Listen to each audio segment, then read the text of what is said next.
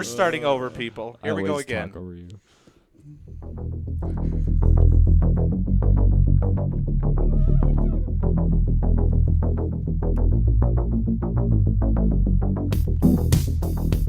Untap. Welcome back to MTGU, the Magic the Gathering podcast for you. I'm James. I'm pulling out of my driveway. You all know what that means. It's time for me to say hello. I'm Damon. Hodor. Fighting off the goblins in my closet. I'm Blades. It's Thursday, the 3rd of July, 2014, and we're coming to you live from Studio U. Thanks for joining us. This is episode 40. Upkeep. All right, so what do we have in the news this week, guys? More changes to the mothership, right? Yeah. They did more things. Yeah. First of all,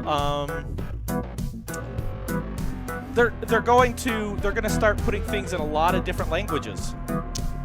Yeah, Simultaneously. Now that's all, they've been international for a while now, but I think it's only been in English, German, Japanese. Yeah, or and a they couple didn't different other necessarily translate it at the same time, but they're going to simultaneously come out on Japanese, German, French, Italian, Spanish. That's Mark Rosewater's. Does it say 41? Yeah, it is actually 41. I just said 40 early on. Sorry. So, yeah, Mark's thing, Uncharted Realms, and latest development. So, Yeah, it's all pretty cool. yep. Additionally, next Monday, July 7th, what's happening? Oh, it looks like James. they're changing the posting times. Yeah, James, thanks. The posting times for the articles will start to be different. Is that what I'm understanding? Yeah, when did it used to come out? Like at 9 o'clock at night or something, didn't it? 10 p.m. Mountain Time because that was midnight Eastern Right. Time. Right. Right. And so they said, hey, we're changing things up, so we're going to go with, hey, now it's going to come out at noon in Rio de Janeiro, which I know when I'm in Rio de Janeiro, I like to get my MTG news at noon. So, Oh, 8 a.m. Pacific. Yeah. Weird. yeah. That's weird. Yeah, it feels a bit What off. is? I'm so Just the publishing confused. time is 8 a.m. Pacific. So, you know how we used to get Magic, like spoilers and stuff at the night 10? before at 10 p.m.? Yeah. So now we have to wait till tomorrow morning at 8 a.m. Pacific time, which is 9 a.m. Mountain time, What? or 11 That is a.m. lame. Eastern time. Yeah, that's pretty rough since I get all my spoilers at 3 in the morning. Right? Yeah, that's when I you wake usually up. totally stay Yeah. up late at night Yeah, I too. usually just checked it before going to Yeah. bed. That's dumb. In fact, it's actually kind of comforting, right? You're like, ooh, I wonder what's gonna happen, and then you check it, and then you kind of think about Yeah, stuff, and then you you can't doze off sleep. to sleep. You can't sleep Oh. though. I can't sleep. So- I'm always brewing up So new maybe- I have a lists. superpower where sleeping is my superpower.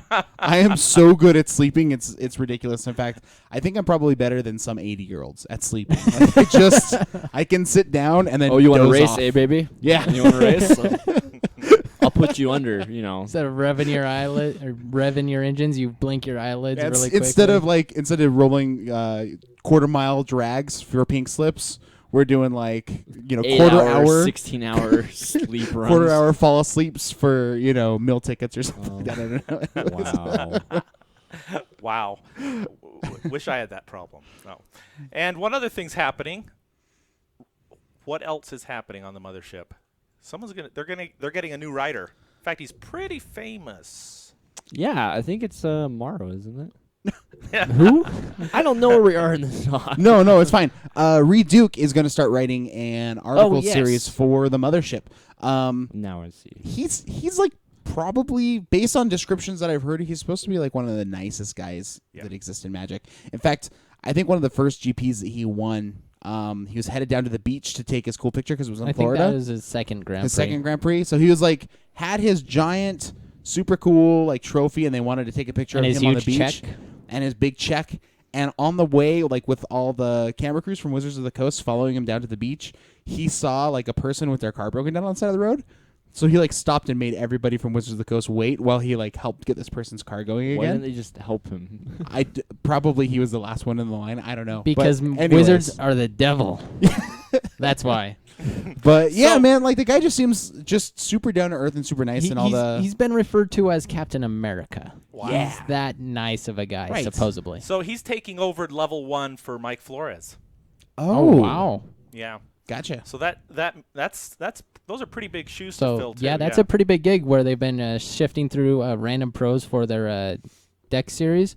They started out with Conley Woods, I believe, and then it moved to LSV. They had Sam Black for a little bit, and I think now they're on. What's his name? Sorry, leave he you just hanging barely there. got hired on by Watsy. Sam Adam Hardy? Prozac. Oh, Prozac. Yeah. Yeah. So yeah.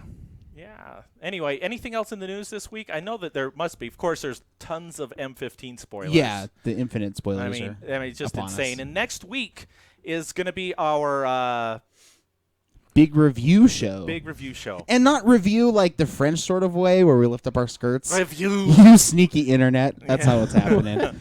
We'll be going through and reviewing all of the cards. Well, sorry, all of the Rares rares and and mythics. mythics, right? Yeah, From that's M15. It's going to be the first time we've done it live on Twitch, streamed it. So it's going to be interesting. We don't really know what's going to happen. Yeah. I'm scared. The first show was like edited. I don't even know how. Oh, like, man. I had James hundreds wasn't of part of it. edits. And Yeah. so it's, And then the second show was slightly better because James read all the cards in advance, and that's how we got to the And- cool, and- like, deep voice robot that does that Robot. for us. yeah.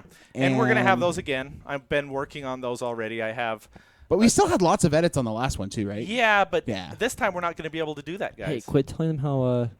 No, I actually kind of like bringing people I'm behind just- the curtain. I'm just That's kidding. right. Now they can. It makes us see- real, man. We're not the Wizard of Now they can Oz. see the sausage being made. They realize, Yeah. like, yeah. That's right. Delta says the story is true. I was at that particular one, GP Miami, June 28th, 2013. That's Yeah, talking not about bad. the Reed Duke Reed Duke story. story. Yeah. It is confirmed. So if there's nothing else, we will move on to our draw step. Draw step. Yep, that's what it said. That's what I said. They just like repeating me. So at the beginning of our draw step, we always do click you. And who's doing the click you today? Who gets to show us the cards?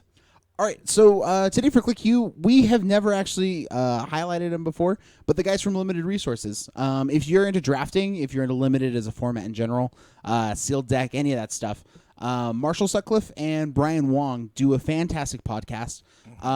In fact, their review show that they do first is on the commons and uncommons. Yeah, so that might be a because- good one to listen to in Yeah. addition to ours, because then you get everything. And it really like the reason they do that one first is because drafts and sealed decks are pretty much determined by your commons and uncommons. Right. You can't really count on opening any particular rare. So that- it's like just that the one spicy hero's stuff. downfall is not going to win you the game. Yeah, so you Right. need to worry about like your terrible sip of hemlocks, and Which how are many are amazing, okay to work actually.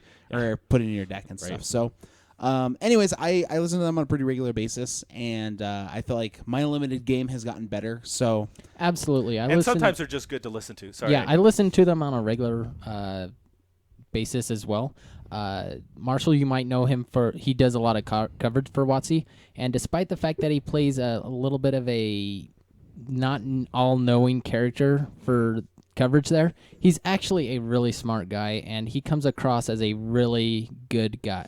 Good dude overall.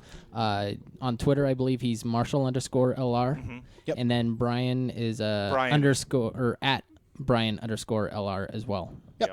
and they're just really friendly guys. They're willing to answer questions. In fact, we've interacted several times with both of those guys. Kind of shouted them out on Twitter or asked them questions. And Interacted. well, yeah, I mean, as like much as we've any asked them random questions Jobin would be interacted with the on Twitter, yeah. Yeah. But still, I mean, like the fact that they descend to the ranks of us normies and will answer questions and stuff like that is actually just really cool. They're pretty cool people. So, anyways, they're who we are highlighting this week for the Click You. All right. Go that check was them out. That was click you. And first up today, I believe we have Rich with this.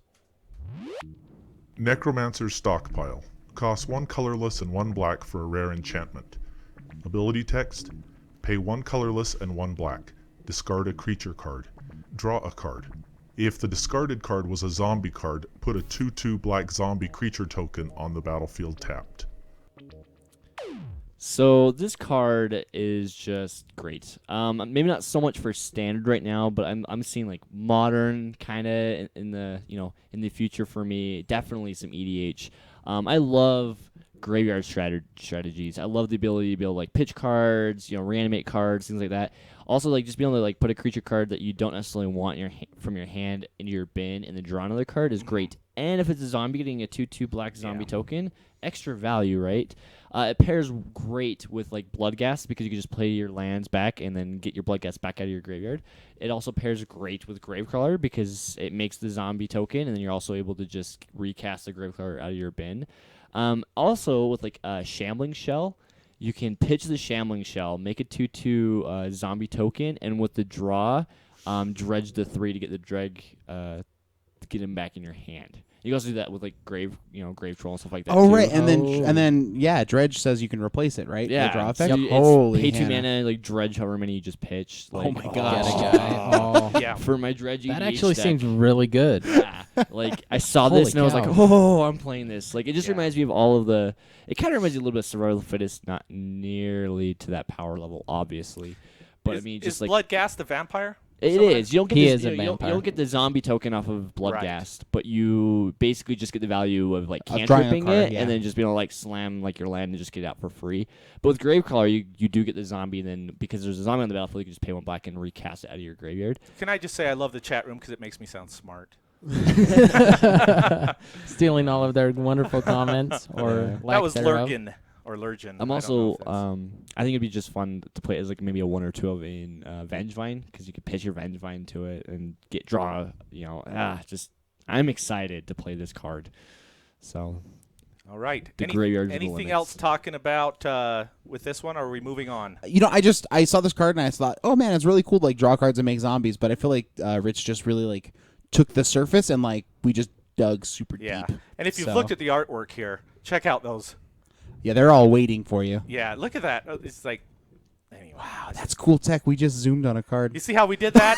What Whoa. just happened? Mind Yeah, blown. mind What blown. is Ghastly? Hold on. Somebody just put Ghastly Remains, and I actually don't remember what the heck that does. You'll have to look it up. Oh, that guy, the Amplify guy. Okay. And here we go with Blades. You're up next. Mana Leak. Cost 1 colorless and 1 blue for a common instant. Ability text. Counter target spell unless its controller pays 3. All right, so I'm a little bit dull this week. I'm sorry, guys, but I wanted to go over Mana Leak and why I feel like it's probably the best counter spell in Modern right now. Mostly, like, paying 3 or more mana is just not what you want to be doing in Modern. You want to have the cheap spells to get in at least more than one spell whenever these combo decks try to go off. Mana Leak is probably one of these, and it's probably the most main deckable spell. Where it's only 2 mana. The only spell like over 3 mana that you really want to cast, sometimes Cryptic Command, but that's pretty expensive. But the can't be countered one, the red-blue, the Counterflex. Yeah. That one, since it can't be countered, it's like you don't need 2 spells to hold up for it. That's just about the only exception, but Mana Leak, where it's only 2, you can have... Normally when they go off, it's in their 4th turn range. So that if you have a handful of 2 Mana Leaks, you can still counter their threat and then counter their counter. I just feel like it's super main deckable right now. A lot of lists should be playing for... even Remand, Remand is fine at 2 mana, but the fact that it bounces it back to their hand, some of the combos that go off, a lot of times they have it to where they can just go off the next turn, or they might have enough mana to continue going off the same turn. So main board, it's the best, safest play main board. So I have a confession to make. When I first got into Magic, this Mana Leak was, I believe, just falling out of standard, and people would talk about it. Recently. And I said, I thought it was just an expression, Mana Leak, because I'd read in articles. This is one of the problems with Magic, is there's so much lingo out there.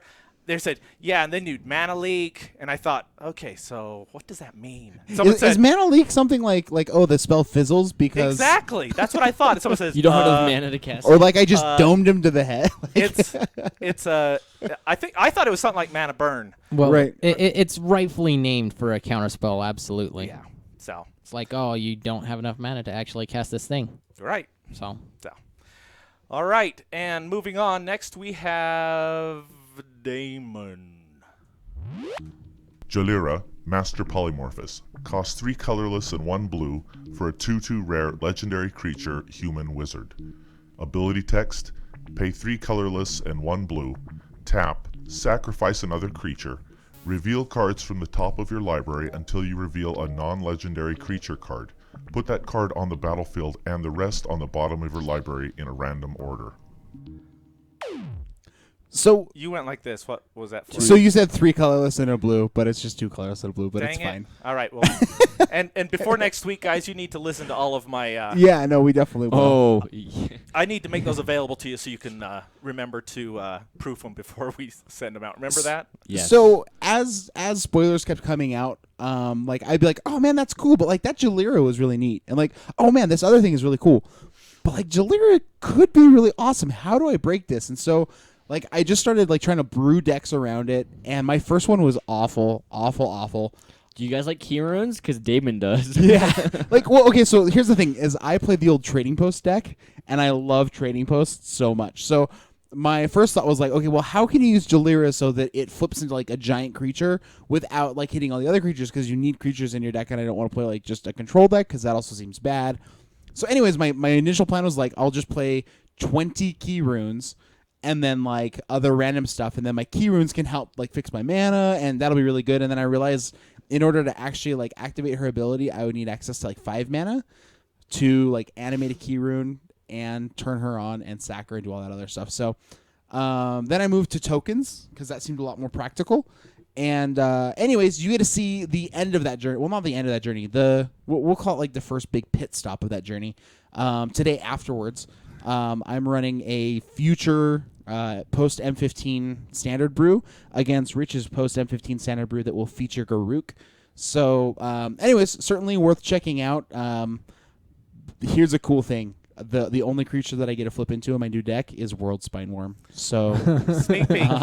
sneak peek. Yeah. Hopefully it works. We will see. I Because was- it also might just be a commander card that I am confused about and think that it exists in standard. But anyways, I'm excited. So in my limited way, I thought, this is kind of like a birthing pod, where where it kind of could take you hopefully without. Hopefully, like in a better direction, right? Yeah, exactly, rather than a worse one. Like I just sacked my 3 mana guy for a 1 mana guy. Yeah, that seems see, I remember bad. like Dante was like, "You need to play voice in that deck." I'm like, "Yeah, because we're gonna sacrifice token into a voice." Like, it's just weird having to like brew around. Right. It, Oh, so the Like, the super cool thing about this guy though the tech of it. is that she doesn't trigger on legendary creatures. Yeah. So I get to run a bunch of legendaries. It turns Right. out there's some really cool ones out there like Brimaz and Pelucranos. Yeah.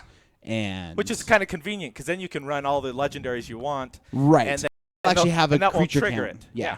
That's, So- that's Anyways, it's gonna be really sweet. I hope. interesting. Or Yeah. really terrible, and we get all find out together. It's gonna be exciting. Yay. Anyways, And- I'm all done. Anything It's else, guys, about on that to one? Go down. Yeah. Or up. Up technically. And guys, did you see which one I'm doing? I'm excited. Yes, I'm Act actually of waiting. Impulse. Cost 2 colorless and 1 red for an uncommon sorcery. Ability text, exile the top 3 cards of your library. Until end of turn, you may play cards exiled this way. So, okay, I couldn't find a red card that I wanted to highlight today, so. So there you go. So, no, this was interesting to me, and I don't know I wanted to get your guys' opinion on it, actually, because it seems like, obviously, red is always looking to, the way I play. To get more value to draw more cards. Yeah, I mean, that obviously it can burn out fast, so is this viable? No. Okay, next. No, just kidding. No, I actually. So here's the thing: is I actually do think that this could be potentially a sideboard card, or not sideboard card. Sorry, as like a couple of in 2 of. Storm. Oh. It's 3 mana though, man. Yeah, Right. 3 mana is a bit Yeah, but high for imagine Storm. So imagine though, you're at the point where you're like recasting from your I can see like a 1 or 2 of in Storm. Ascension, right? Yeah. Not only like a 1 or 2 of to really like. You have to be in the middle of actually going off, and you actually have to already have access to like 6 or 8 mana. A lot of times, yeah, Storm can build up to that much mana. That's where it would want this, and if there is a deck that would want this, it probably would be Storm, not in high numbers. But for every other deck, normally red, they want to top out at 3 mana. or even Big Red, which hasn't really seemed to be a thing recently. This doesn't seem all that great. It's so random, and you can't you have to cast the spells right then. Well, if it's land, you could cast that if you haven't cast your land for the turn. You could cast a land, but then that still gives you Play. you need 4 more mana. I'm guessing to get value onto it, so 7 mana out in play. I don't know, like current burn. Like imagine like you're at 5 mana because you flooded a little bit.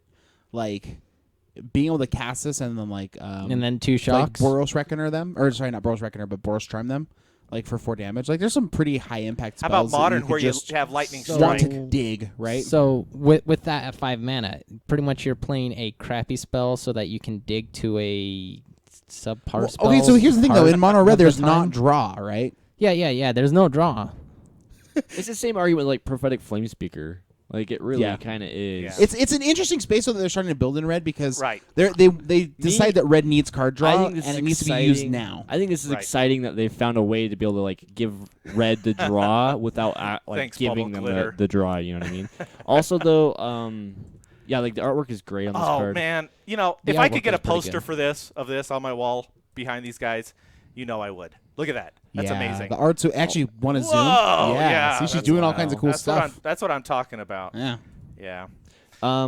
But does it put it in the graveyard after you cast it though, or does it say I think it remain says exile. exiles. Does it remain exiled? Yeah, it Yeah. remains in exile. That means it's probably not as good in Storm because you can't pass and flames it back again. Yeah, I'm thinking only like on your journey back for the you cast Pass and Flames, and then this is something you hit on the way back. And Wampus in the chat room did have a good point. He says might as well play Chandra for card advantage. So She's better, or I think Wild Guess right now is better. It has been spoiled for M15, and I don't think it will be.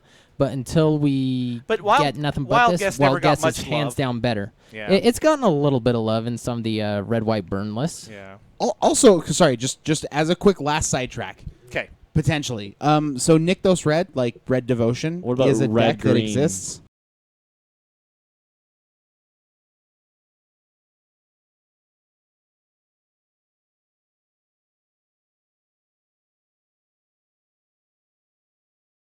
I mean, like Yeah. worst case scenario, like you flip, you're like, oh, 3 relevant spells. You could just cast one of them, right?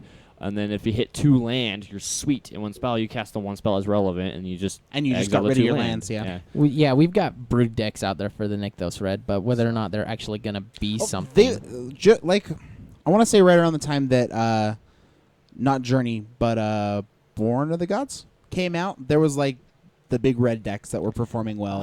in Standard. It was actually pretty big as soon as Theros first dropped. Like the Pro Tour, I believe Team Channel Fireball Channel was pretty Fireball big also ran on big their red, yeah. big mono red list. It didn't prove to be that big then, but you never know for future. Yeah. I don't feel like it is, but Also, there might be an artifact that plays the Ornithopters and stuff, and then you just cast all your 0 drops. holy cow, Ornithopter. Yeah, actually, so that's the card. That would maybe be a card There's for so future much time. space for this. Anyway, Is the sacrifice? This was and also artifacts. Morrow's preview card, and so it must be good. He wouldn't take junk, right? Anyway. yeah, with Shrapnel Blast. Oh, Yeah. so good. So Yep. good. Okay, so here we go. We're moving on to our main phase. Phase. I don't even know why I say that when I No, say it's cool because it tells us when we're going on to new things.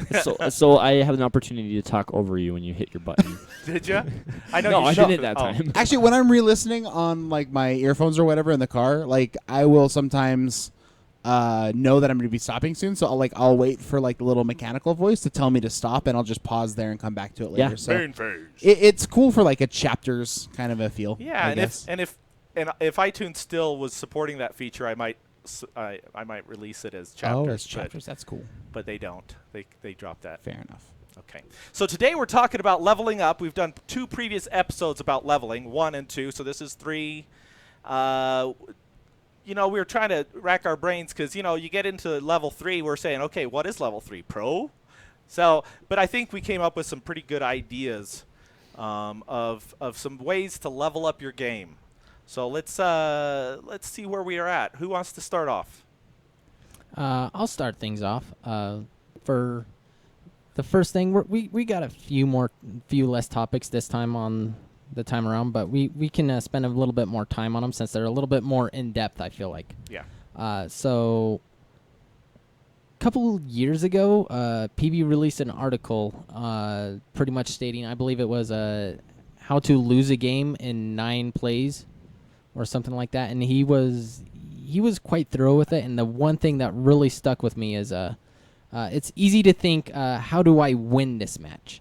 But when you're ahead and stuff, like, it's better to think, how do I lose this match? Like, okay, I'm ahead. It's looking like I'm going to win this match.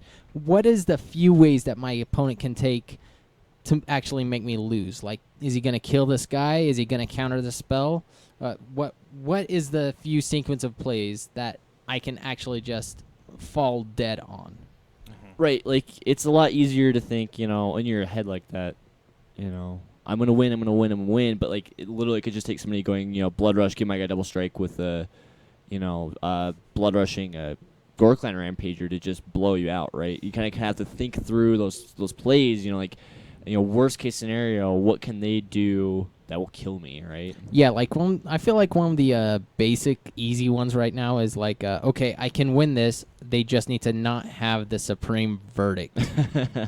That's pretty rough, but you need to have a plan. Okay, so if they do have the supreme verdict, do I hold this guy back just in case so that I'm not dead and I'm still applying pressure afterwards? Or do I hold back this Boros Charm or something to make sure that they're indestructible? How do I lose this match? I'm ahead right now. How do I lose all this tempo that I have fought so hard to gain? Believe me, that's happened to me with Red Burn. I've thought, okay, so I have you to 1 life. As long as you don't Sphinxes or Supreme Verdict, I've got this mate. But then it happens. So then it happens. How do you stop that from happening? Right. Skullcrack. You play around it. Right. To the best of your ability, at least. Right. Well, and it has a lot to do with like actually understanding the meta and playing against specific decks, because like, Absolutely. going in and playing for the first time in a while in standard, playing against mono red, you're not going to know, hey, Skullcrack's going to screw me over when I cast my Sphinx Revelation or whatever, right? Yeah. So it's a lot of knowing just from playing the game, kind of what you need to be worried about. And Knowing the play decks, like against. keeping up on the deck list, because a lot of players play a lot of the same decks that they have online.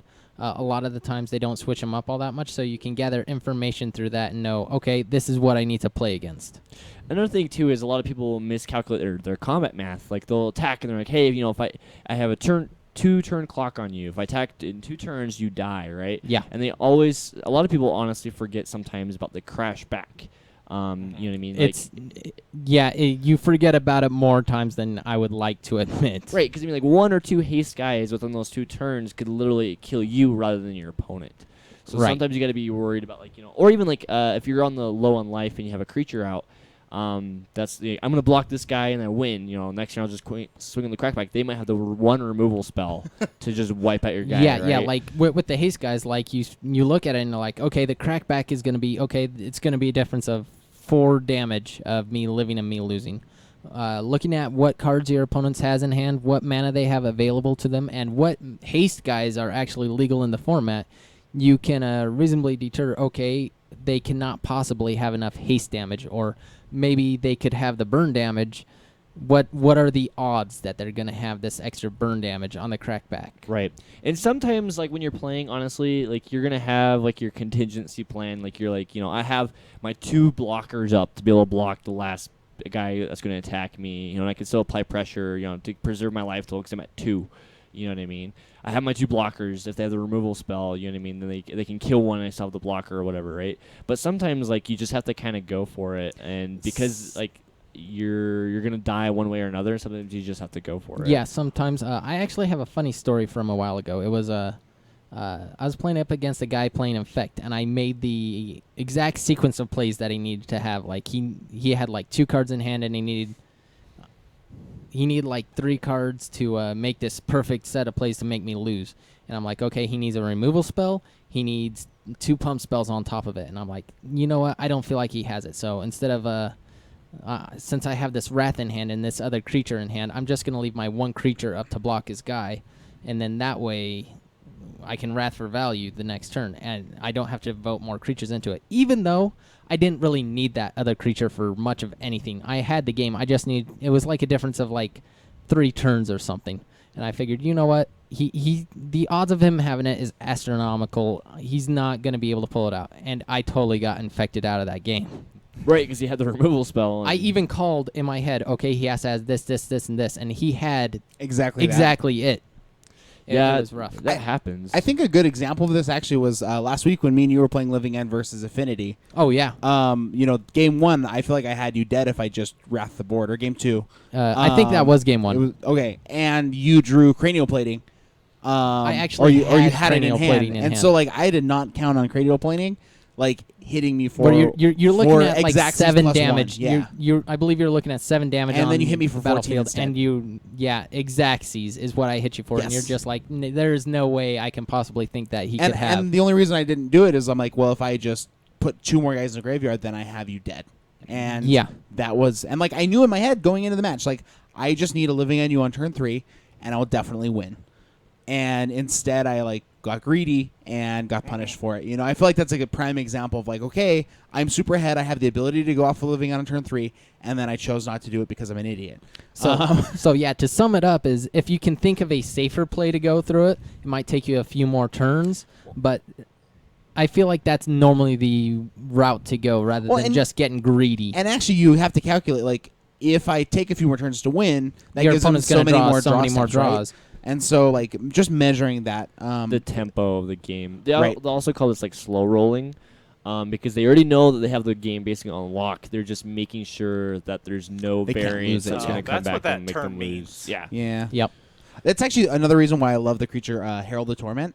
Yeah. So that is one of the cards that like just ranches people like when they feel like they have an understanding of what the combat math is going to be, and then you just go like bestow it and it flies. So, you don't even block. +3 flying. Yeah. Yeah, and now like I 9 you. Yeah, I play a 4 of in my black Yep. green aggro deck. Yeah, and it just changes everything it's about the game. crazy because they'll have all their blockers ready to go. They're like, "Okay, you can't push through lethal." I'm at And 5, then you do. and then you're like, "Bestow," and then you're like, You're like, "Yep, It's good. It's yeah, It's great. really good. Yeah. So something to be mindful of course.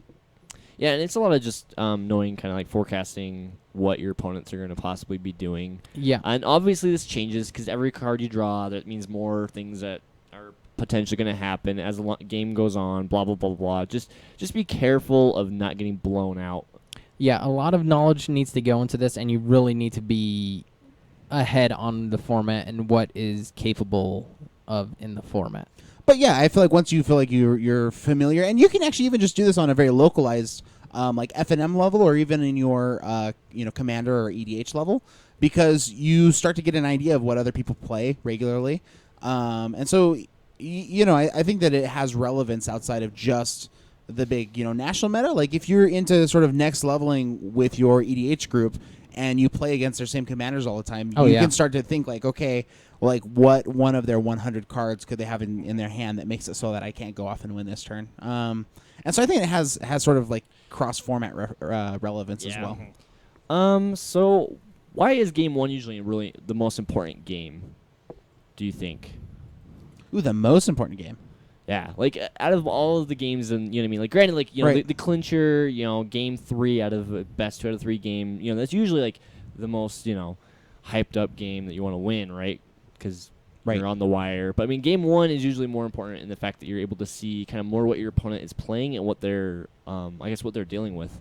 And so this is a great time, even if you're like kind of in a losing situation, to be able to kind of register and see what type of spells and effects your opponents are playing and things like that, so that you're able to kind of, after your sideboarding, be able to bring in things against those, right? Yeah, one of the big benefits or to not just conceding when you know that you've lost is that you're forcing the person to play more of the cards. To show more, Right. Right, more and information. And this is even more relevant in limited games. Oh yeah, Because like they're not playing a deck list, like they're just playing whatever it was they opened in their 6 packs or whatever they drafted. yeah, So it's more of a random pull rather than a stock list. getting more information Yeah, that way like, seems really important. Maybe they've already won the game, basically, but they cast their Elspeth or something. And then you're like, Yeah. oh, I know you have an yeah, Elspeth now. Oh, like, now I know I need to win the game faster. yeah, right. Don't let you get to 6 mana as quickly. Especially in this one, if you like pull a Thoughtseize or something like that, you can use your Thoughtseize to actually like kill yourself after you look at their hand. What do you mean? Like, What- if you're at 2 life, you can Thoughtseize them, look at their hand, and then at the end of the Thoughtseize resolving, you lose your 2 life, and you lose the game.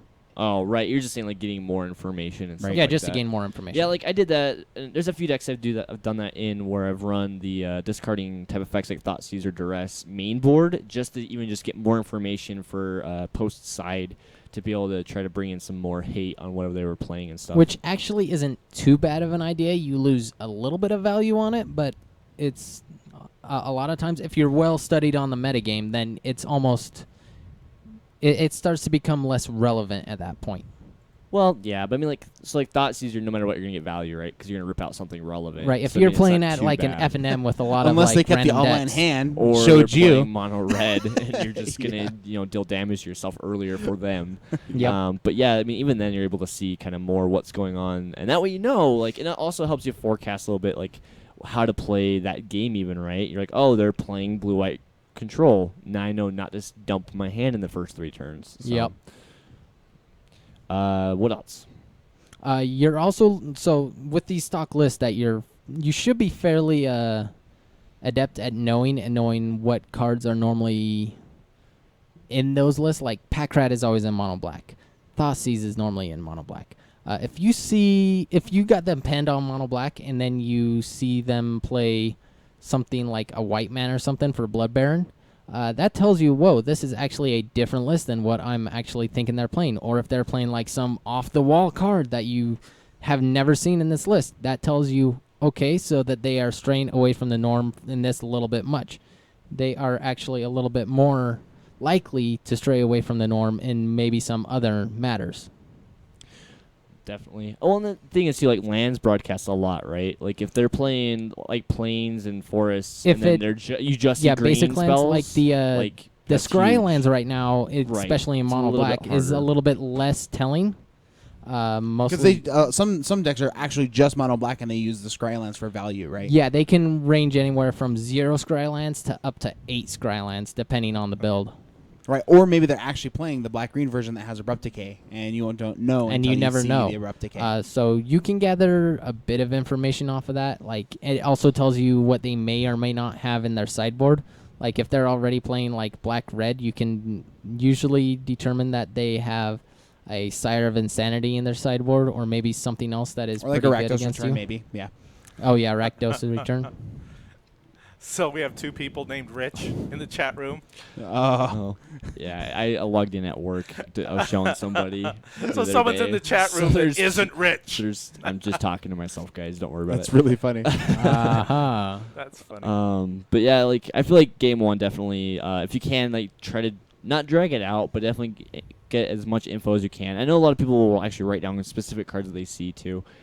So that way when they go to their board, they're like, I know they had this many enchantments or this many whatever. You know what I mean? Yeah, you were talking about the last SCG Open we had here a little bit ago, how you were playing against a lady who was kind enough to write down every spell that you played and the number of, to get more information, and just so that she didn't have to rely on more of her mind power and just have it all down on paper. I think that's going a little bit more to the extreme, but if you can do it quick enough... However, she did beat me, so like, You're there's- saying it like it's a hard thing to do. Anyways, But, so in both of these things, like something that I just want to harp on real quick. A lot of these things, it sounds like you're going to want to take a lot of time to get through. This is probably something you don't actually want to do. You want to get your match done over with as soon as possible. You want to play quick. You want to play clean. Get the match over with as quickly as possible. for sure. I'm so distracted. So another thing that's kind of interesting is I've noticed this, especially when I'm talking with either players that are new to a particular format, being biased based on your limited number of results. Like they may have just the stone nuts, sealed pool, and they put together the right deck, and then they go on and they lose their first game. And they're just like, this is so terrible, it's so bad. Or the actual worst situation is where they go, okay, so I drafted this deck and I have lots of sweet cards, so I'm only going to play 14 land. And for people who don't draft very often, 17 land is kind of considered like industry standard. Normally, yes. So I'm gonna only play like 13 or 14 lands. And Or even worse, there was a guy who came and drafted. His name is Peacock. Anyway, so Peacock drafted this deck, and he's like, it's the absolute worst deck ever, and I have 17 lands, and I don't see how it could get worse. So he took his entire sideboard and shuffled it in with only 17 land. And he played all 45 spells. So he was playing nearly a 60-card deck with only 17 lands. So, like, for people who play Standard or Modern, they know, like, 17, like, you just don't ever play that number. Yeah, it's horrible. And then he went on to win the rest of the draft. Like, against all odds, he went on to just win. And so, like, when you have that kind of evidence, like, you're only really seeing 3 games, right? Like, 3 total matches. Your only evidence is luck, where Right. luck has played a factor into giving you the upper hand, and you're thinking, "Wow, this is really a good thing." Luck has nothing to do with it. This is how it always should be. I spend all my points in luck. Right. And so, like, I feel like sometimes people work with a limited amount of information, and they make inferences about their deck or their matchups or things like that based on usually not enough information. Right. So this topic is, if you haven't gathered from it yet, is recognizing patterns such as why am I losing and why am I winning. Well, it's also like, if you're realizing too that you're like, I have a really, really hard time with creatures. Just every time they get too many creatures on the board, I just have a hard time with it. Why is that? Is it because you're playing too underpowered creatures? Or are you not running enough removal?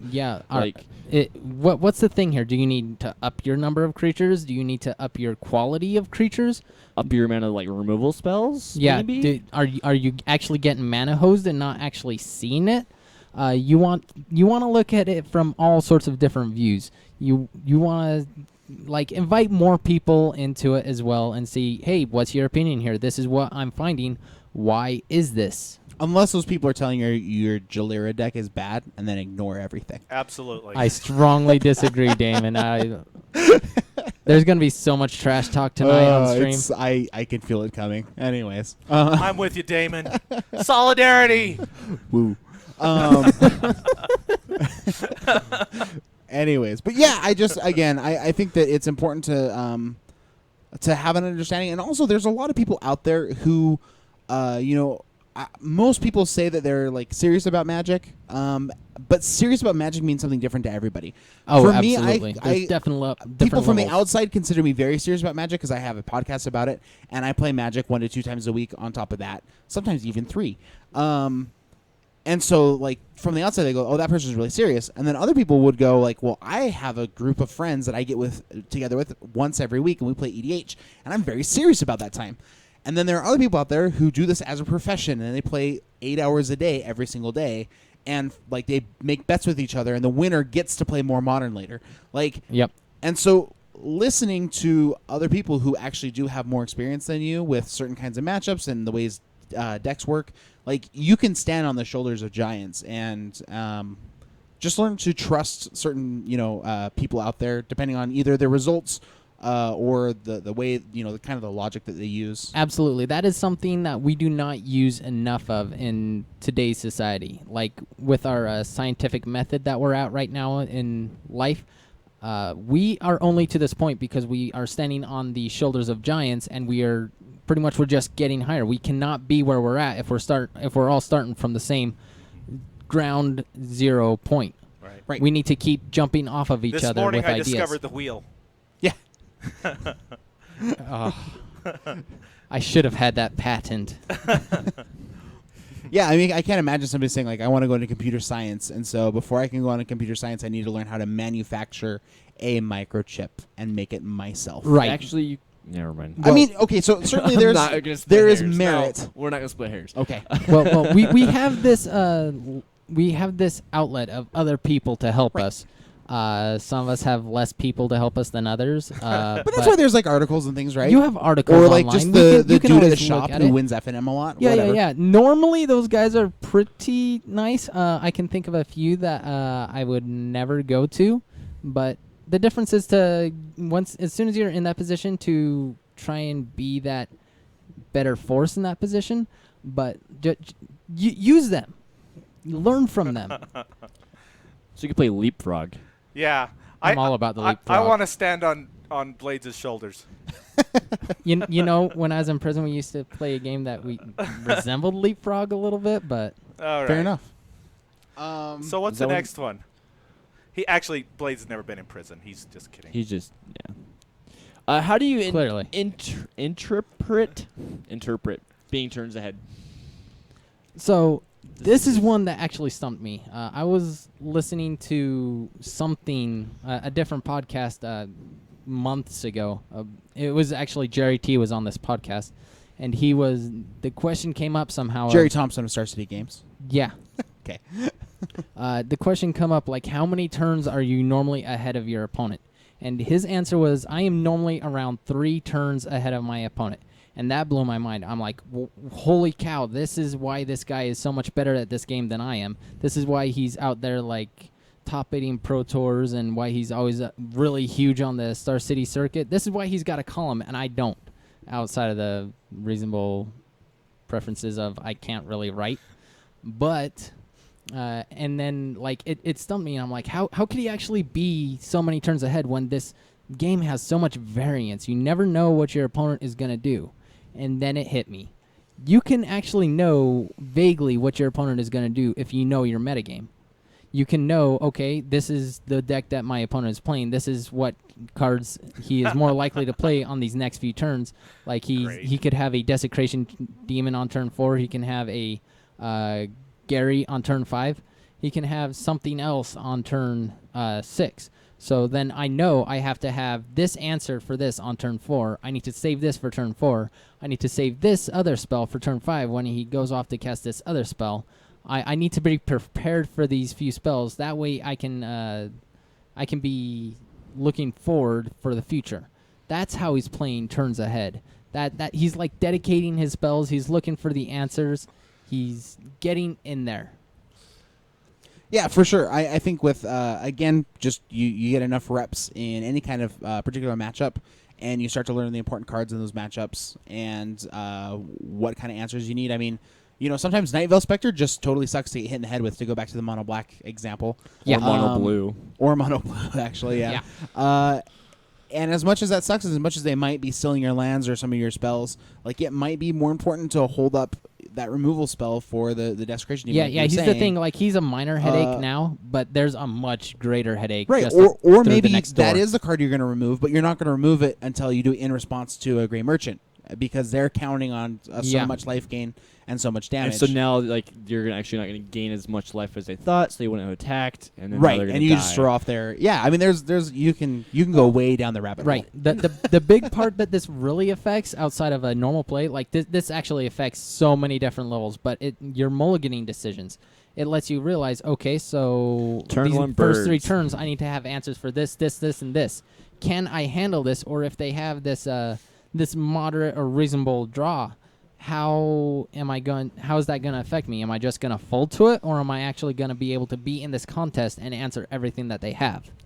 Right. And I think a lot of it has to come down to actually playing your own deck. I mean, yeah, you can know the meta inside and out, but I mean, get in the knowing time. more what your deck is able and capable of and its draws and how And it works fine-tuning out, it to that, especially post-board, you can normally fine-tune it to that. That's why you see so many people who have different cards coming in, whether they're on the play or on the draw, because they know, okay, I need these cards on turn 2, whereas in this other scenario where on the draw, turn 2, I actually can't play these on turn 2 because I need to hold up for their turn 3 play. Right, but I mean the thing is, like, going back to the turns ahead, being in turns ahead, knowing how your deck works and stuff like that, you know what's a threat to your deck, you know, so you know what you're gonna have to be able to remove and stuff like that, right?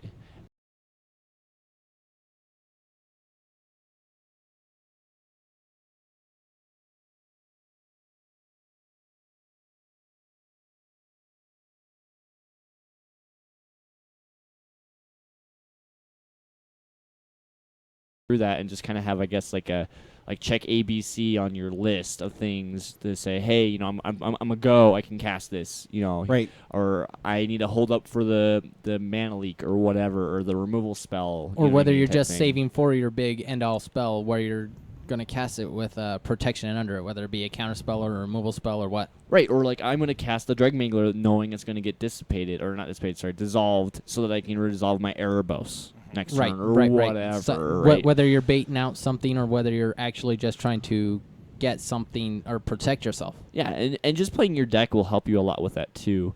Yes. Rich, it sounds like really what you're saying is there really is no replacement for just playing with your own Magic deck a whole lot and gaining that personal experience. And they quite frequently say in modern players that play Yeah. modern, they're always saying, like, hey, they'll interview the people who take top 8 at Grand Prix and PT, Pro Tours and stuff like that. And they're like, hey, so what got you here? And they're like, honestly, just grinding hours and hours and hours of playing the same deck. Yep. Over and over and over again. Playing a bunch of different other decks, yeah, practicing, but I mean, just playing my deck, knowing how it plays out, helped a lot. But going back to your fine tuning, I just lost it. Go. You're gonna say something. I was just gonna say that so many top pro players out there are not about playing the top deck.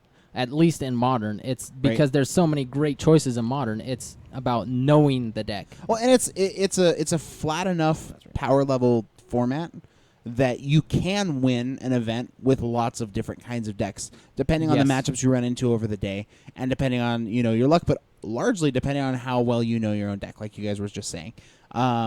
I mean, that was the big comments from the last couple interviews that I've heard with Grand Prix and Pro Tour modern winners. Is they just like, oh, I've been playing this same modern deck for like a year and a half, 2 years. Right. Just every time I play a modern daily event or something like that online, like it's always just with I'm the same. always deck. playing Affinity or whatever. Just remember what I was gonna say. I think it's Bearwater Wampus said it in chat. Basically, though, there's going to get to a point where we go back to the rock, paper, scissors matchup, right? No matter Yes. how much you forecast what you're going to do, sometimes you're just going to die. You're just gonna lose. Sometimes it's just going to happen. And that's fine. That's when you go to game 2 or game 3, And hopefully- sideboard it up and play better Magic. Yeah, I've actually been having this issue this past week. I've been testing modern. I've been testing America Kiki, and it just has a terrible game 1 against. I've been playing it against Summer Bloom actually, and it's Summer Bloom is just so good. It has somewhere around like a 65 to 70% win percentage On over game 1? Kiki. Yeah. And I'm just like, okay, so game 2, I'm gonna sideboard out some of these less effective spells, and I'm gonna hope that they don't go off turn 2, and I'm gonna side in all these counter spells. And then game 2 and 3, I have such a better game because I side in all these counter spells to make sure that they don't counter, that they don't just go off randomly, and it gives me time to actually go off and get to that point to where I can combo out on them before they combo out on me. All right, especially when they're Teleria Westing for Counter back to spells. negation. That is Or so pact. rough. Or even like they do like pact, slaughter pact too, and a couple Slaughter of pact. lists, which is Yeah. cutesy, but And summoners, they do all 3. well, yeah. And then the hive mind, they'll Yeah, do right. The hive mind, that is so powerful. that's such a cool backdoor win. So Yeah. cute, so cute. But yeah, sometimes there's gonna be rock paper scissors matchups where you just lose, and hopefully your sideboard will help you out with that. So Yeah. You going into it, you And need to just- recognize and that this- sorry, go ahead. that they are bad matchups and that you are more than likely gonna lose these ones, but you still need to have a plan for them in the long run. Yeah, and this looking ahead, turns ahead can also count into looking games ahead too. Just being conscious of things that even you've seen game 1. Back to the game 1 is the most important game. Yeah. Like this also ties in with that, being able to kind of think what they're going to be doing the next game. Yeah, there's even. going to be a lot of intermingling between this. Like game 2, like I realized against Summerbloom and against other combo decks that I cannot keep a hand with less than 2 counter spells in it. It has to have at least that for the. I need to have a counter for their main threat, their combo piece, and then I also have to have a counter spell for their counter spell. So that's fairly important. It helps determine what your mulliganing potential is. Right. And back to the whole, playing your deck. Also just studying lists that you see other people playing that are similar to yours. This is a little bit more for like you net deckers out there who like to net deck, not looking at anybody. Hey. No, I'll show up. I'll show up for that AA meeting. Hello, my name is Damon, and I net deck I'm every a net day, decker. all the Hi, time. Damon. Hi, Damon. Yeah. Like the thing is, I like say that having brewed a deck, by the way, although I got some serious help. you are a brewer, but like, let's just say brewing is not your strong point. no, buddy. no, it's not. But yeah, like just checking out lists that are similar to your own will also kind of help you, I guess, find some like chinks in your armor, if you will. Maybe like seeing some like cool ideas of what other people do that are a little bit different than yours that you can maybe try that might help you with seeing whether it might be better or not. I don't know, kind of thing. Yeah. I think if there's one example of who sort of this concept is personified by, it's probably got to be Craig Wesco. Yes, The man has yeah. played White Weenie in every format, whether it's good or bad, I thought you were Yes. going for to say. his entire I thought Magic you were going to career. say James and Redburn. Right. I mean, kind of the same You're, idea, you're pretty right? high up on that list as well, James. But finally, he hit a format where White Weenie happened to be the best deck, and he won a Pro Tour. There you go. But there was nobody at that tournament who was going to pilot the White Weenie deck as well as he did. Because that's literally, he's been playing White Weenies his entire Magic He knows career. He's been playing for over interactions 15 like years. the back you of know? his hand. Right. You- And you just every new format that comes out for Standard, Modern, doesn't matter what it is, he just looks at the card pool and goes, how do I make the best White Weenie deck? And he puts it together, and when he's part of different Magic teams, they go, so Wesco, what's the best White Weenie deck? And then they test that against other Yep. decks and go, oh, so it's probably not the most powerful. And he goes, yeah, probably not. And then he plays it You anyways. see a lot of the same thing with a lot of different players like Brian Kibler. I know that if there's a Right, zoo he's list, in always gonna fact, play the a zoo Zooish. list that I built this morning to test play against the Modern, I knew that I have to go directly to his articles. He is going to have the best zoo list, hands down. Same thing with Storm and John Finkel. I know that he is a huge Storm aficionado, and he's where you go for such things. Yeah. You know, and back during the last Standard, I mean, like, Reed Duke just sort of played Jund for a year and Yeah. won a lot with it, you know? I remember him playing So- Slippery Boggle. That was at the World The- Championship, yeah, and the that World was actually, Championship. like, he just Was that last metagamed. year? I think it was 2 years ago, but anyways, like, he just super metagamed. Which when you're And- Well, when you're John in a- was on the cusp of coming off right there. Right. Well, like, And so, so, yeah, like, against there wasn't Jund any and sack outlet. against America Control, neither one, like, they were both metagamed against each other, and neither one was expecting him to play a terrible deck. Yeah, And yeah. he almost won the tournament because it was awesome. And made Daybreak Cornets Yeah. like $20. Yeah, overnight. That they was were like crazy. $4 the day before that. Anyways, Yep. it's crazy. and they're Um, still at $20. MTGU, where we're kind of talk about finance some days, but Where we're definitely we not go off the specializing in that. rails and Wait, what? nothing. I just say stuff. Stuff. Yes. Stuff, guys. Stuff. Stuff. But the cool thing is, cool thing. I always say that. It's always what I introduce a new topic. So is the cool thing I haven't is really noticed that, but it's a pretty cool thing I to am- have a cool thing. I'm a creature of habit. I will eat the same thing at Subway until the day I die.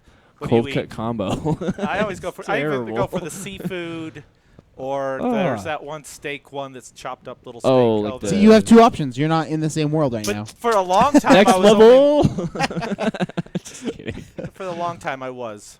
So I'm all in on the meatballs, man. And sometimes they leave out those meatballs for too long, and they're Oh. like hard, and they taste like they're breaded or. In high school, Baked I had somehow, two it's brothers not that worked at positive. Subway. Oh, and so, jeez. like, I don't know if you ever like smelled somebody that has come home from working at Subway. Oh, yeah. Man, Oh, yeah. It will not make you want to eat Subway ever Right. again. It's pretty Pe- bad. yeah. Pretty I mean, foul. I mean, not that there's anything wrong with Subway. They're No, maybe a Subway's potential great. sponsor, and we love you. Just kidding. We're on the Jared diet. everyone Jared! is. Uh, I was Slimming actually your watching curve. Happy Gilmore last night, and I'm all about the cold cut combo Oh, yeah, Happy cold cut Gilmore's combo's good. funny. Did you get it? Slimming your curve. I got it. No, I got it. Yeah. Peanut gallery. Come on. Or just people. lowering the curve. Either one. Yes. Yeah. Or lowering. I have a few curves I can and stand some lowering. IQ. Anyway. Okay, so other thing is when you're going to these tournaments, you know what I mean. I know we've talked about this. I thought in the past, but I think I don't know. I've been voted out that we haven't, so we're gonna talk about it real quick. When you're doing your decks, do all foils or nothing. It's just maybe not all foils, but just be wary of foils in your deck possibly giving away free information. Because if you're like, Right. I just casted a Putrefy, And it's a foil.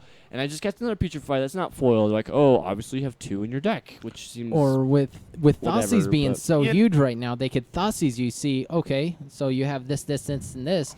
This card here is foil, and then you draw your card, and you play a non-foil version of that card. now you know you have they the know foil in exactly what your hand still. is. Right. So I've heard people going as far as putting exactly the same land in their deck. I mean, all the way.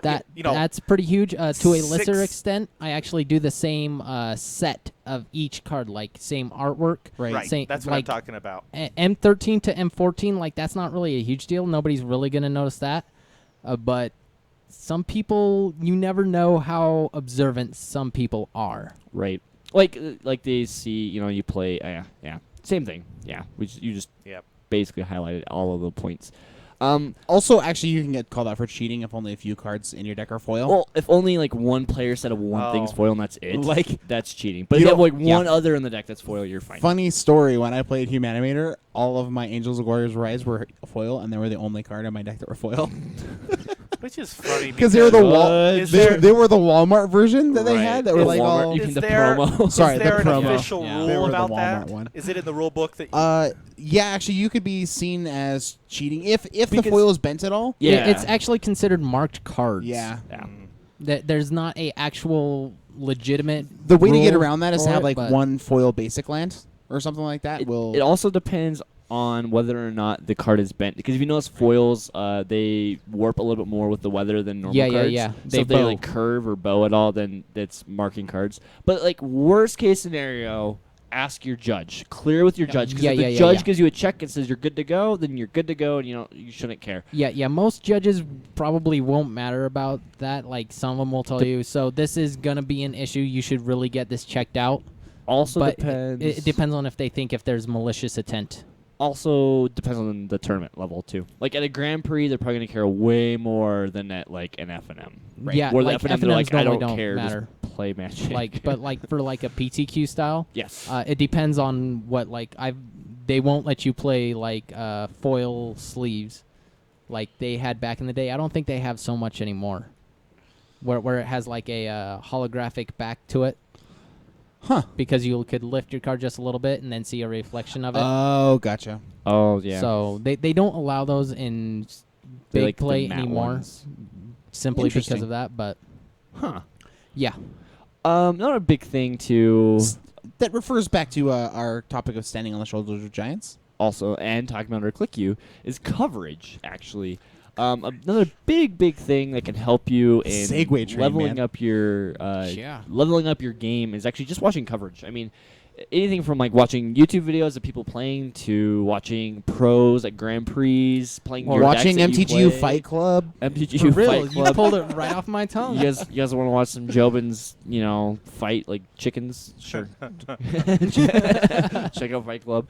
But no, like, in all seriousness, no, like, I remember my first time, like, kind of trying to level up my game was watching YouTube videos, and it was crazy, kind of like, especially modern. Like, modern seemed like the big one for me, because there's just so much vernacular, so many yes. different card interactions I just didn't know about.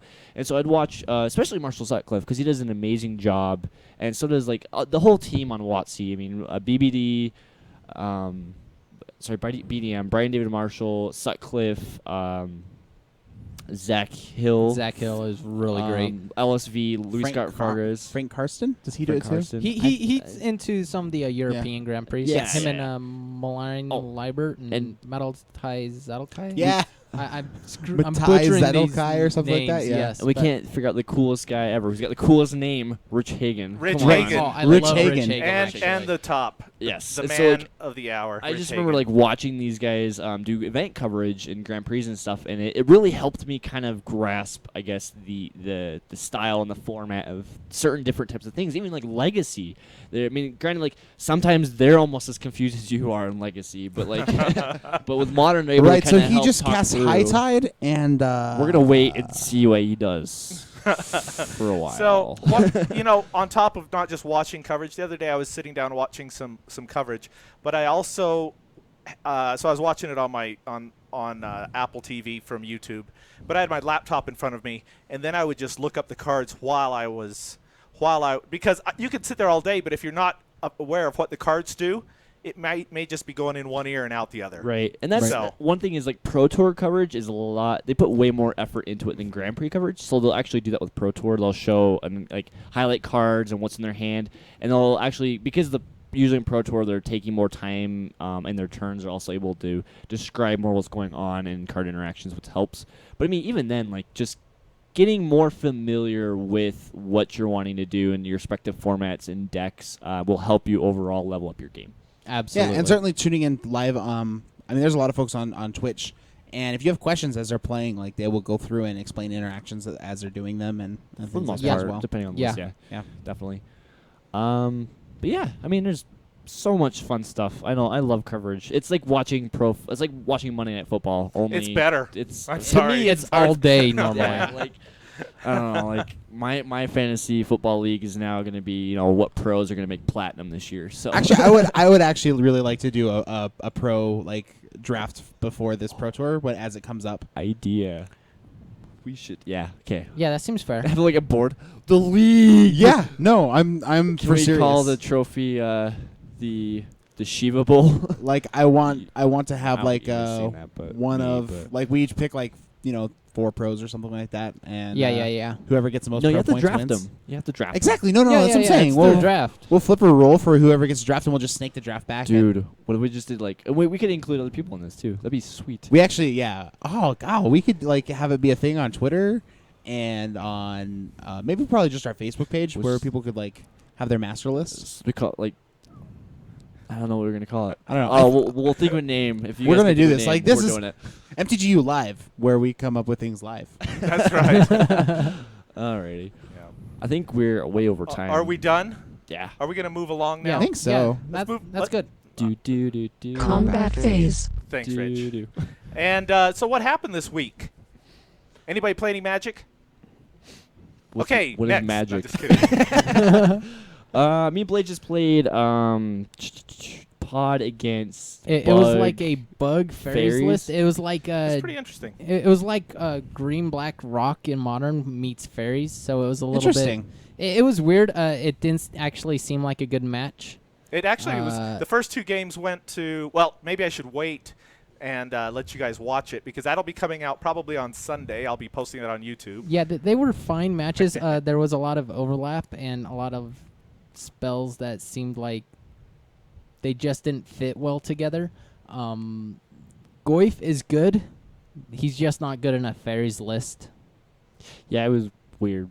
So Abrupt like, Decay was so, really good. so though. for fairies, if Goyf is true for Splinter Twin, it does not necessarily make it true for fairies. Right, I can see where it was good in Splinter Twin because then you could still like go off and Pursue a win You con could other than combo just off. your combo. Right. you Yeah. can yeah, combo yeah. off Yeah. instead. Like they have to handle the Goyf, and then it's like in this one, it's like you can't just go off. You have to sit back. You and still then have build to your grind board through the state matchup. again. Yeah. Yeah. I mean, the games are really, really close. I do feel like Pod overall had a better matchup because it had more answers. I to think his so things. too. Yes, and I feel like Pod is just really, really good. It is. You keep trying to tell me that, and you it was just said really it's the hard to PTQ. play. It was really hard to play around what Rich was doing. There was times where I was play around your combo, and then you would just combo off through a different Like a different route. A different that route. we're Or just he would slam a bunch of voices, man. He did that yeah. too. He yeah. did No, that it's too. the worst thing. Sorry. It's so Speaking as horrible. another blue mage, frequently playing against his army of voice of resurgence. Dude, I just played the. Well, that's the thing. Like, so we got to the point where I'm the voice of resurgence beatdown plan, which is Yep. always usually just Which plan, normally- plan A, right? Normally, when I'm playing like the American Control build, I'm not so worried about your voice of resurgence. No, because you have path. Yeah, I have path. I have But when you ways abrupt around it. decay. Like I can give you like other creatures. I just have so much creature removal that it's not a big deal. Like so that when you do get that token, it's only like a 2/2, maybe 3/3, and I can slog through it. But in this, it was so hard. Your elemental tokens were like 5/5s and 6/6s, and there's no fighting that. Even if you have a Goyf, I had to double block with Goyfs a few times. Yeah, and I'll just kill one Goyf, and then I don't care at that point. But the thing is, like, I was able to push basically enough, like, damage, combat damage-wise, that he ended up having to, like, tap out to deal with combat damage, so that I'm like, oh, you're tapped out combo.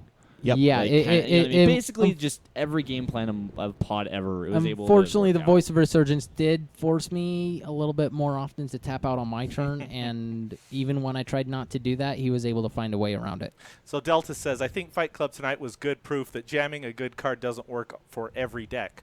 Although I would still try to jam Goyf in every deck possible. Ha. Yes, yes, yes, yes. Yes, Deltas, we Yeah, agree. It's at least worth a try because You have the to try upside it. is so huge. Yeah. In this particular list, I just don't feel like it was worth And it. it wasn't terrible. I mean, he It wasn't hit- horrible, He no. hit a 5-6 sometimes by turn 3. I mean, like, wow. you know, it, Yeah. like regular Jun style got big, Right. but it just was. The difference was he also was trying to like it was a weird synergy of needing to be tempo aggro type, like tempo Right. mid range, and also being like the control Controlling? player, and it was just that like Yeah. weird swing, and it just Uh-huh. because of the Tarmogoyfs, it made it I less. think that pretty much swing just back. hit it on the head It as didn't well. let Yeah. it swing back as faster, able as like Well, just when regular blue when everything black. in fairies plays at instant speed, it allows you to be very Right. flexible, right? Well, like the thing is, like Mistbrain Click is a jerk. yeah. I'm just that's the tap your Yeah. lands one. Like there were so many times where like, I got Gosh. this in the bag, and then Yeah. I'm like untap. It's like during your untap step or like your upkeep. I'm like, dang it, no, not Mistbrain, not Mistbrain. Okay, Yep. Yeah. No, it's Yep. the Yep. worst thing ever. It's pretty bad. So like next time when I play fairies, I want to play a straight fairies list, Just and blue I black. want to keep the Jund part in Jund. Keep So- the Bottom Goyfs and the line. abrupt decays in my wheelhouse. Yeah. Right? So- I really love Abrupt Decay, but I think yeah. they will stay I with was you. just giving you crap, man. They were really good games, though. Anything that's else happened really- this week? What else? I mean, Did we talk at all last week about Dante's game? No. So You okay, can so encapsulate. this is something that's totally like not on the Magic Trail, but our friend Dante, who we've mentioned a couple times, he's just a really good mutual friend of ours. He kept himself awake one night on accident because his subconscious essentially was designing a board game. Like he kept in his brain sort of playing through this game, and the idea is it's kind of like, Not too much info because it's not patented yet. I understand, but it's kind of like It's like chess. And it's like D&D chess and D&D if they had a baby. wow. It's actually super So Magic fun. is like poker with And chess. No, poker, risk, and chess. Okay. If they had I'm just They had a kidding. little baby. They had I know what you're saying. Keep going. But anyways, his next plan is he's going to make a more refined version of this. But if he can figure out a way, again, after he playtests it, he'll probably head towards doing a Kickstarter for it. So far, he's gotten really positive reviews from a lot of different people that he's played the game with, and so that is something that we will definitely keep our community on the up and up with, because I feel like it's a super fun game. It's a game that's compact and fits all in one box. And you can play it with all the pieces. You know, one of the cool things about Magic is that it's infinitely customizable, and one of the terrible things about Magic is that it's infinitely customizable. And so it's nice to have other games. I think as Magic players, we're all Right. we're all consummate gamers, right? Like we all love playing all the different kinds of games, and so, anyways, just to be around for the ground floor or something like this has been just really, really neat. And anyways, I don't know. So I got a chance to play test this game with him and help make my own little additions to clarifying some of the rules and things like that. But really, he sort of showed up with a pretty complete product right off the bat. So, anyways, it's pretty darn neat. Anybody play F&M this week? I played FNN this last week. I played that blue-white list that I played on Fight Club last week. How did you do? It was fine. I went undefeated outside of in the final round. I got paired up against Esper Control. And game one, it just came down to the Aethling beatdown, and he was able to come out one turn ahead on that one, which is a thing. That's fine. Game two, he just... It's not a thing. It's an Aetherling. Game two, I mulled down to 5, and as soon as I started to come out of it, like I was top decking like a boss and everything, and then my opponent hard cast Brimaz, and he's like, "You got an answer?" And I'm like, for the next 4 turns, no, I don't have an answer.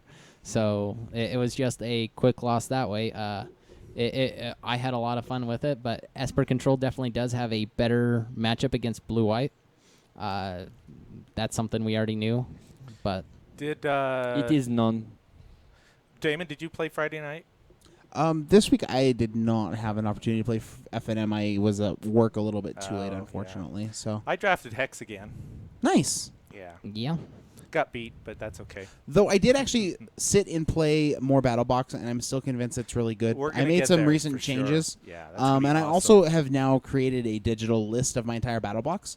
So we're looking at a way to try to make that available to you guys in a way that's going to be very convenient. Oh, so, nice. Have you streamlined it anymore since? Yeah, it's down to exactly 200 cards. And I added, the really spicy thing is I added the resounding cycle from Shards of Alara.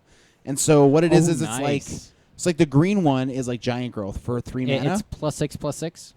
So it's +3/+3 as a 3 mana spell, but then Yep. you can cycle it for like 8 mana, and your creature gets +6/+6 at instant speed, and you're drawing the card. Yeah. And so again, the big thing with BattleBox is that a lot of the cards are modal, and it just asks you to make the choice whether you want to play it now or later, and just those kind of really fine-tuned small choices of like when is it worth it to like cash this card in for a new card or to hold on to it. I and so actually really like that a lot. I would really like to add more things that have cycling, because like maybe you like there's a really simple spells like disenchant with cycle, and like maybe the disenchant is really relevant because they'll have this broken enchantment. But if they never draw it, then it's never good. So maybe you cycle it, but maybe you happen to cycle it right before they draw it. And so like just that tension is really appealing to me. So Well, then Yeah. it's an early game thing and then a late game thing. Yep. 2 different modes. yep, I Are you like gonna put the new things that are cycle modal. guys in from M15? Yeah, that yeah, probably Marshall the Sutcliffe actually new made an article Cardiac on. guys. Is it Rube Goldberg? It is. Okay, Rube Goldberg. we're having a machine? chat and Twitch. Yeah. Is it Rube Goldberg? Okay, anyway, not the Yeah, point. Rube. But yeah, the new Curdape cycle is super Curd cool. ape cycle. And- There's and- one Curd ape. Yeah. The Well, no, cycle. but they're all It's- guys that are it's a that get cycle bigger of- Yes, depending on It's a Yeah. cycle their of one. lands. It's a cycle of life. No, I'm just kidding. The circle of life. that was That was terrible. I that know. was the best. Yeah, that was. No, that's great. We need more rainbow in this room. Yeah. So, and we didn't mention at the top, we do have a release date for Duels of of the Planeswalkers. 16th coming out on Steam. I believe it might actually come out sooner on iPad. It might actually be next week. So just wanted to shout out somebody in the chat just won EDH with Brago. I also have super budget Brago. Brago is my very, very favorite general, I think, now. He's Nice. just super, super cool. So Not yeah, bad. I'm all about the Brago and the Flicker. Okay. So, shall we move along? Yeah, I think so. All right, here goes. Second main phase. So this is the part of the show where we self-promote and talk about ourselves, just like the rest of the show. And just kidding. So first off, last week we had a contest. We're in the process of, or we wrapped up the iTunes contest with 5-star reviews, and we're in the process of getting those goodies sent out. Someone mentioned that, hey, not everybody uses iTunes, and so we're in the process of coming up with a new contest for people that don't use iTunes, or just people that want to help promote us in other ways, or just I don't know what we're gonna do, guys. If you have any ideas, let us know. We want to make sure that Everyone has fair access to the contests, for sure. I was reading the comments. Yeah. Moving right along. Ba-ba-dum, Yeah, ba-ba-dum. so like every time you say moving right along, that's what I'm always like moving right along. I didn't know the sun came up in the west. Yeah, I love that. So that's every time you say moving right along. That's why I sing that when you hit the button. That would be awesome. Anyway, I'm interrupting you again. I Oh, because you say apologize. boo-doo-doo, boo-doo-doo. Yeah, Yeah. like I never every time. I never picked that up. Okay. Well, now you know. Now So- I'm not just being a jerk. So anyway, we're gonna have some contests coming up. Email feedback. We got a couple of things this week. A couple of emails. First of all, shout out to Peter. This email is from Peter, but his wife just had a baby as of like Oh, did it finally come? 4 Like, hours yeah. ago. Oh, Yeah. cool. I was at work just a little while Yeah. ago, so I wasn't there. Congratulations to Pedro El Guapo Loco, otherwise known Absolutely. as Pop Culture Cube. This network of tweeting. Yeah. No, it's I mean, it's it's- so cool to see. Like, yeah, Yeah. Yeah, it's fun. It's cool to be like, again, I don't know. we've got like I haven't been as well connected to social networking until I became part of the podcast. Yeah. Yeah. Me either. And so This to is have people that new I feel to like are me. my friends, Right. from like across the country and across the world, right? It's like I Different feel like if we countries. showed got, up at his Casual house, commanders, then we've he got might not slam the main door on us. phase. Yeah, like Pop culture. again, he was joking about like drafting conspiracy with us, and I don't know, man. I Again, know. if you're ever in Utah, we will figure it out. Yeah. So Or maybe someplace else. I don't know. Anyway, he sent an email, says, guys, love the lively discussion on conspiracy this week. I honestly never would have thought that newer players might be shy to try conspiracy, but upon further thought, I can see where that might be the case. Conspiracy does depend on people having drafted before. The point of conspiracy is to mess with or somewhat outturn the conventions of drafting. So to really get it, you do almost have to have drafted a few times in the past. So yeah, I think that's kind of what we were bringing up. It seems like I think that they want it to be for the new players, but it's not. But it's something that you have to encourage them. Yep. That said, I don't think there's any reason that new players can't enjoy it. I got to draft Conspiracy last weekend and had a blast, which is big for me because I'm terrible at drafting and frankly don't draft much because of it. While I really don't use any of the conspiracies, I like the flow of the cards and the design. We played Two-Headed Giant, which is a great way to do it. I agree. Always keep up the great work, and thanks for the wicked awesome Rogue Deck Builder playmat. Oh, yeah, he was one of the winners. He was one of We our got winners, that, yeah. So, yeah, thanks for that email. There was another one that came from, and this was longer. And, Damon, you responded to this one. I don't know if you are able to, on the spot, I'm putting you on the spot, talk to the key points. You talked back and forth with him a little bit. give me just 1/2 second. Okay, Sorry. I am putting you on the spot with that, and I'm trying to bring it up here too. Let's see. I won $1 million. Someone in the in Africa. Let's see. Where is that? They want to send me $1 million to my account. Sweet. You should Yeah. totally give them your information. Yeah. All they want is my bank account, my social security number. Your soul. What? Why are you stalling? Let's get in this already. I mean, heck Just yeah. give him Damon's information. I already gave him Blades. Split him 50-50. I'm trying to find where I sent that stuff out to. Episode 30. So it was from our friend Bruce Gray, He's Canadian. one of our fellow Canucks. Yep. And really, it was in response to the episode that we did about budgetizing and how to build on a budget. And, kind of one of the very central points that he made was just that he feels like you need to prioritize pricey cards if you want to lay out how you want to intend to get them. Sometimes that means selling off what you have to get the things you really want. Sometimes it means taking a little bit what you feel like is a hit, to play the decks that you really want to play. Sometimes you want to get store credit instead of actual cash. Just really having a clear cut idea of what you actually want, and then going after that and being okay with letting go of other things. Right. And so I feel like that suggestion of correctly identifying what you want and prioritizing that is one of the best things you can do as far as being able to build on a budget effectively. Absolutely, yes. I know for me, like I had an offer to trade into a Tarmogoyf for a Dark Confidant with Joey, and possibly trading in Snapcaster Mages and Cryptics into them. And because I just have this problem with letting things go, I just didn't do it. So I might have to still do it. But yeah, going back to that though, there's always if you have a goal in mind, sometimes you have to make sacrifices to make sure that you get the things that you need or It's want. all about right? prioritizing. Exactly. Thanks to Bruce for sending that email. Very much appreciated. And then actually I got an email with him back and forth several times. Yeah. We also talked about poutine on the same show. Yeah. And as a fat kid aficionado, man, I would love to try that out someday. And dude, this guy is just so super friendly. He's just like, hey man, if you're ever in Canada, we'll get it hooked up. And then I noticed that his phone was part of its auto feedback, text sending back stuff was in French. And something that I don't think I've shared on the podcast before, in high school, I live in Utah. Not only do I live in Utah, but now I live in Ogden. Which doesn't make any sense to anybody else in Right. Utah. So in Ogden, it's one of the Don't diss two. Ogden. It's one of the two districts in Utah that in the school districts we have a higher Latino population than any other population. By and large, Utah is very, very White. Caucasian. Yeah, we are super white up here. So Anyways, it makes the most sense if you're in high school, if you're going to take a foreign language, to take Spanish because it really opens up the door to be able to talk half to of the more buildings people. in Ogden are in Spanish. Right, yeah, we have a lot of science. Like, it's just, it's similar to maybe some areas like in Southern California or whatever, right? Right. And I know and so this story is going somewhere. It makes more sense to take Spanish. In high school, I had like this stupid idea that I should take French because I would be able to get a girlfriend Bingo. if I could speak the Parlez-vous French. français? Right. Vous parlez français? Je ne parle pas beaucoup de Un français. peu. Anyways, and so I noticed that, like, and so now, like, I remember a fair amount of the French, but I never get to use it because I live in Utah where nobody speaks French. And so when I noticed that he had, like, little French tag at the bottom, I didn't even get into, like, Google Translate. I just sent him back this partial email in a bunch of French and then explained this whole backstory.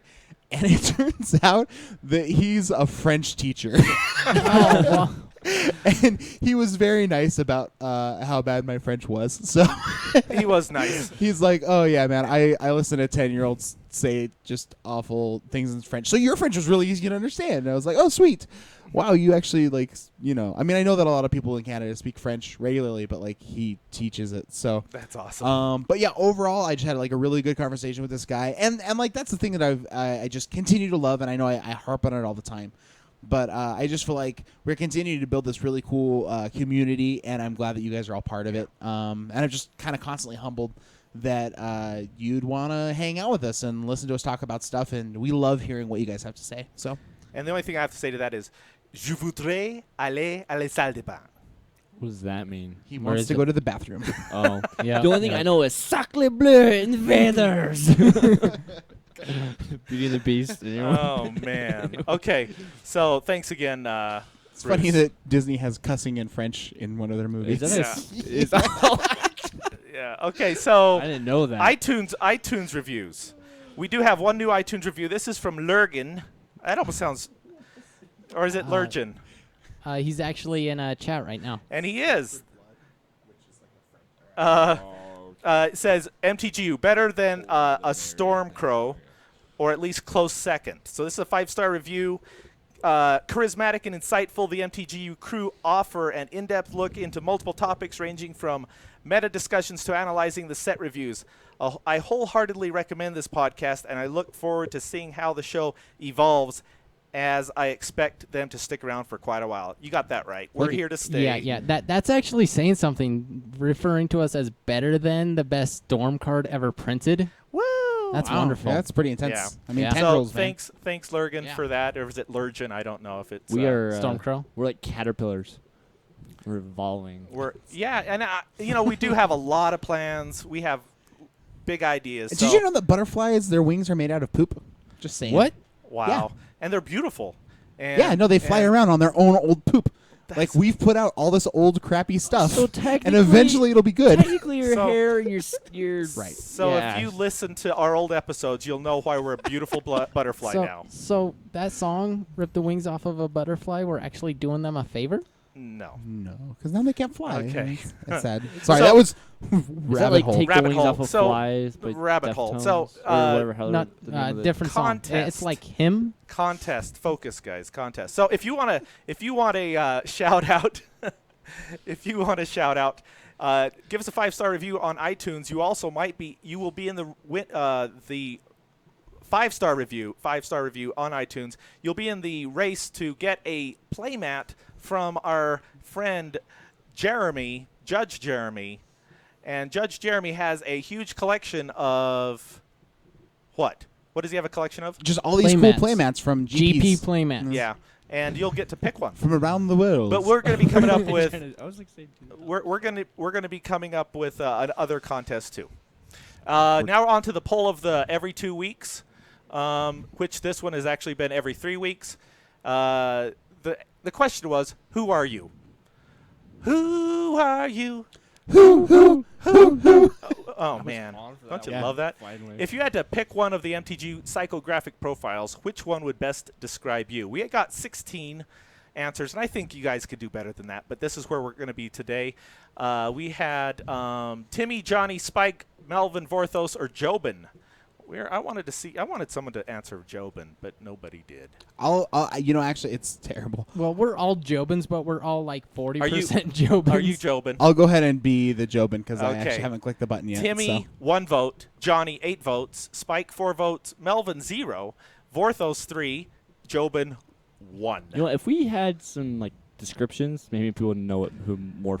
Maybe, but a Or lot maybe of they'll just Wikipedia it. a Or lot of they'll people know say Yeah, that that's they're good. Johnny. Yeah. A lot of people say that they're Johnny. So we're gonna come up with a new poll. I don't know what it's gonna be yet. If you chat room, if you have any Mystery ideas, poll. the mystery poll. How if you have about any, if you have any, what kind of underwear are you wearing? all of it, none of it. Anyway, The appropriate one. Yes. so anything else, guys? Have we touched on everything? Yeah, Yes. sure We have. Yes, we touched have. on the underwear Yes, we jokes. have. I think we're golden. I didn't mean that. Moving right along. Moving right along. So let's move into our end step. End step. If you want to contact us, you can send email to mtgupodcast@gmail.com. Interact with us on Facebook by going to facebook.com/mtgu. Follow us on Twitter @the MTGU. Catch us live on Thursday nights on Twitch at twitch.tv/mtgu. Subscribe and like us on YouTube. Find us on YouTube at youtube.com/the MTGU. And we're also on Stitcher. So for the MTGU podcast, I'm Blades. I'm Rich. I'm Damon. and I'm James. Now we pass the turn to you.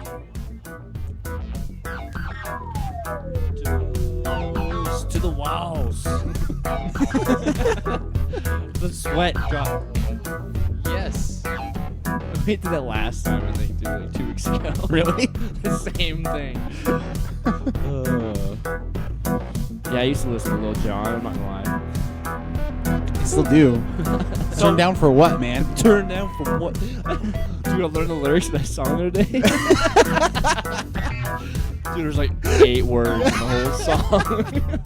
That's what we put on Twitter that they learned all the words to turn down for what, and Little John actually responded to them with like, "Yeah, man, there's 8 words." Like achievement, I guess. Way to be. I feel really good about this. Awesome. I do. I'm tired. I got a lot of stuff on my chest. Nice. Like this training bra.